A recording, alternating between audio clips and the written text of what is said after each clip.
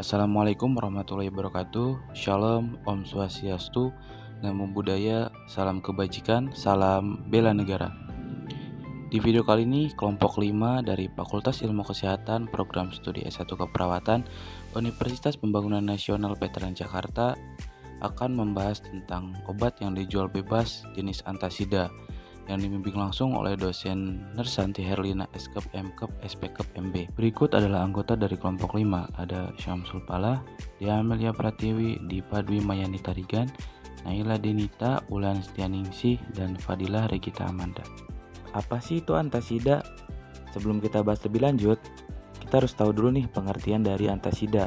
Antasida adalah obat untuk meredakan gejala akibat asam lambung yang berlebih, seperti nyeri pada ulu hati, kembung, mual, atau rasa panas di dada. Obat ini juga bisa digunakan dalam pengobatan sakit MAH, penyakit asam lambung atau GERD, tukak lambung, atau gastritis. Selanjutnya, di sini ada cara mengkonsumsi antasida. Yang pertama, gunakan obat antasida sesuai dengan petunjuk yang terdapat dalam kemasan atau sesuai dengan petunjuk dari dokter. Yang kedua, antasida sebaiknya diminum saat perut kosong, yaitu sekitar 1-2 jam sebelum makan dan sebelum tidur.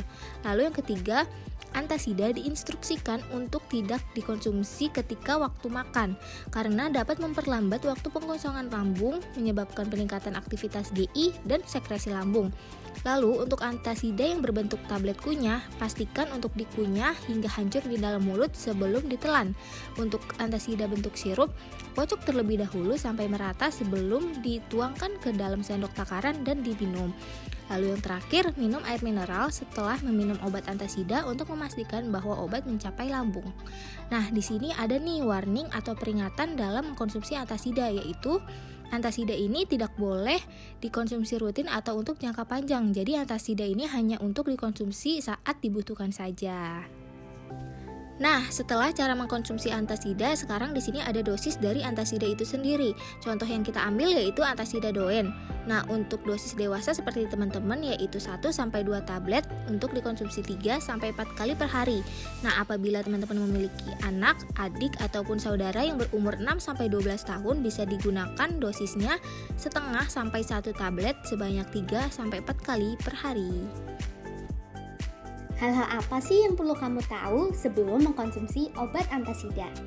Yang pertama, laporkan apabila terjadi nyeri, batuk, atau muntah darah setelah meminum obat antasida.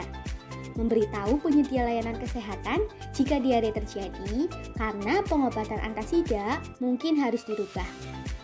Kedua, peringatkan pasien untuk menghindari minum antasida dengan susu atau makanan tinggi vitamin D. Ketiga, perlu menghindari makanan dan minuman yang bisa menyebabkan iritasi lambung seperti makanan tinggi lemak atau pedas, kafein, kopi, soda, dan alkohol. Keempat, setelah mengkonsumsi obat antasida, feses bisa menjadi berbintik-bintik putih. Apa aja sih interaksi antasida dengan makanan dan minuman?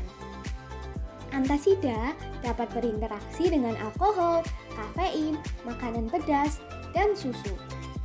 Hindari mengkonsumsi alkohol, kafein, dan makanan pedas karena dapat mengiritasi perut dan memperburuk gejala yang sedang dialami.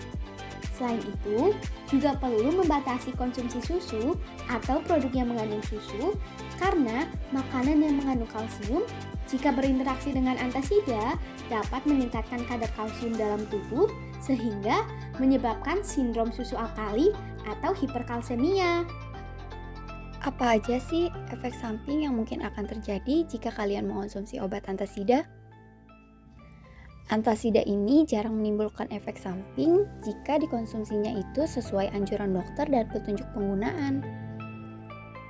Namun, pada beberapa orang, antasida ini dapat menimbulkan beberapa efek samping, yaitu mual, pusing atau sakit kepala, dan juga diare ataupun sembelit.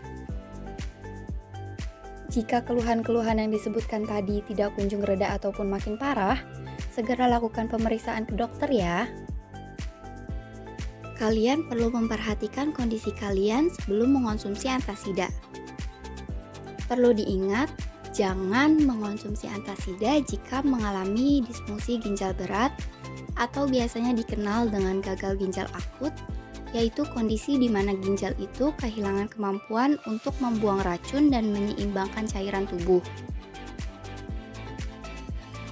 Jangan mengonsumsi antasida juga jika kalian memiliki hipersensitivitas atau alergi terhadap obat antasida. Kemudian, jangan juga mengonsumsi antasida jika kalian mengalami obstruksi atau penyumbatan di saluran pernapasan dan juga memiliki kondisi tubuh yang lemah. Selanjutnya, kita akan membahas komplikasi jika menggunakan obat antasida tidak sesuai dengan aturan. Yang pertama, ada gangguan pada jaringan otot, seperti otot berkedut, rasa lemah, dan nyeri otot merupakan efek samping yang paling umum akibat terlalu sering mengonsumsi obat antasida. Yang kedua, ada hiperkalsemia. Antasida mengandung kalsium karbonat. Oleh karena itu, jika penggunaannya terlalu banyak, dapat menyebabkan tubuh kelebihan kalsium. Yang ketiga, menyebabkan infeksi. Karena asam lambung berperan untuk menghancurkan bakteri yang terkandung di dalam makanan, sehingga jika zat ini dinetralkan secara berlebihan oleh antasida, maka beresiko bakteri di lambung akan menumpuk dan dapat terjadi infeksi. Yang keempat, gangguan pernafasan. Penggunaan antasida yang berlebihan juga bisa menyebabkan pernafasan menjadi lebih lambat. Efek negatif ini terjadi karena antasida yang mengandung kalsium karbonat dapat meningkatkan pH di aliran darah. Yang kelima, osteoporosis. Antasida mengandung aluminium yang dapat menghilangkan jumlah kalsium dan fosfat dari tubuh. Nah, kalsium dan fosfat ini adalah mineral yang berperan penting dalam membuat tulang menjadi padat. Kalau jumlahnya menurun, maka akan beresiko mengalami osteoporosis atau gangguan kesehatan tulang lainnya. Yang keenam, ada sembelit. Sembelit adalah salah satu gejala yang paling umum dari penggunaan antasida yang berlebihan. Yang ketujuh, batu ginjal. Antasida membuat tubuh membuang cadangan kalsium melalui urin. Namun, hal ini justru membuat kalsium yang dikeluarkan melalui urin tertumpuk di ginjal. Penumpukan ini yang kemudian akan mengakibatkan batu ginjal.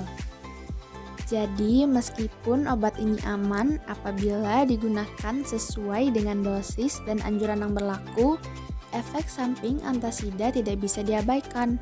Oleh karena itu, penting untuk mengikuti saran dan anjuran dokter ketika menggunakan obat ini agar terhindar dari efek samping yang dapat terjadi. Lalu di mana sih kita bisa mendapatkan obat antasida ini? Obat antasida ini masuk ke dalam golongan obat bebas yang dapat diperoleh tanpa resep dokter. Kita bisa membelinya melalui apotek terdekat seperti Kimia Farma, K24, dan apotek generik. Nah, di sini ada logo dari obat bebas, yaitu lingkaran berwarna hijau.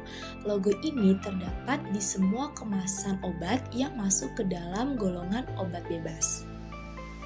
Contoh dari merek dagang antasida di sini yang pertama ada Antasida Doen, yang kedua Polisilen, yang ketiga Milanta, dan yang keempat Proma. Berikut ini adalah referensi yang kelompok kami gunakan. Nah, sekian pembahasan dari kelompok kami. Terima kasih banyak telah menonton dan menyimaknya. Semoga bermanfaat.